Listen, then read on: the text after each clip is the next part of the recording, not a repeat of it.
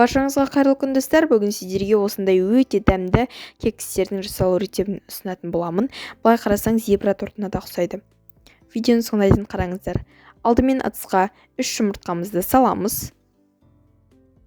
Енді осы 3 жұмыртқаның үстіне қантты қосып, жақсылап венчикпен араластырамыз. Миксермен араластырмаймыз, венчикпен жай ғана араластырамыз, аппақ болып көпіргенге дейін.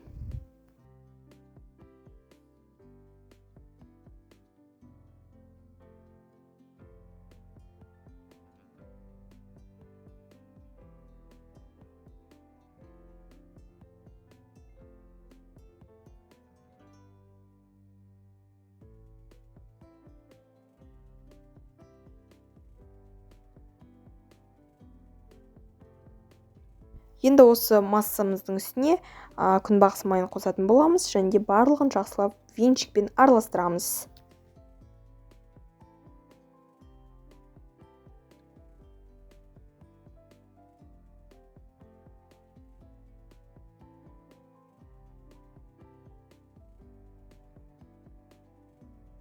Осылай венчикпен араластыра береміз, араластыруды тоқтатпаймыз. Міне осылай аппақ болып көпіру қажет. Енді осы массаның үстіне ұн мен соданы араластырып, електен өткізіп, 2-3 бөлікке бөліп қосамыз. Осылай сода мен ұнды араластырамыз, және де бөліктерге бөліп қосамыз. Електен өткізу міндетті.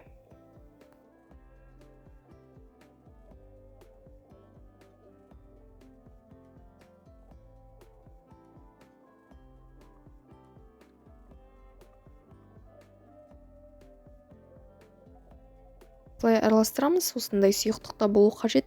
Қатты қою да емес, қатты сұйықта болмауы да қажет. Енді осы қамырды 2 бөлікке бөлеміз. Біреуіне какао қосамыз, ал екіншісіне ештеңе қоспаймыз. Сол кезде бізде біреуі ақ түсті, біреуі қоңырлау түсті қамыр шығады. Осы кезде біз осылай қосамыз.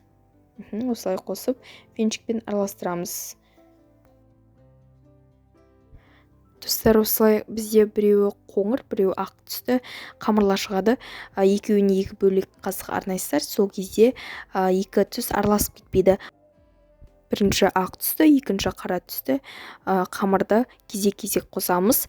Кішкентай бөліктен азыздан қосамыз. Осылай қоса береміз. Енді қатты толтырмаймыз. Толтырған кезде ол піскен кезде өте қатты көтеріледі. Ал біз толтырып жіберсек тым көтеріліп кетеді. Сондықтан орташысынан асырасыздар жағына. Не осылай сала береміз.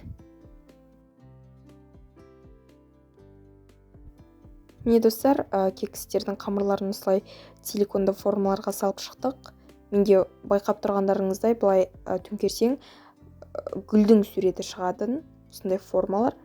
Я болмаса жай ғана кәдімгі жай ғана формаларды қолдана салуға болады. Не осылай пісіп шықты. Ыстық күйінде ажыратпаймыз, соғған соң барып ажыратамыз. Осылай өте дәмді болып шықты. Зебра пирогына да ұқсайды, жұмсақ болып шықты.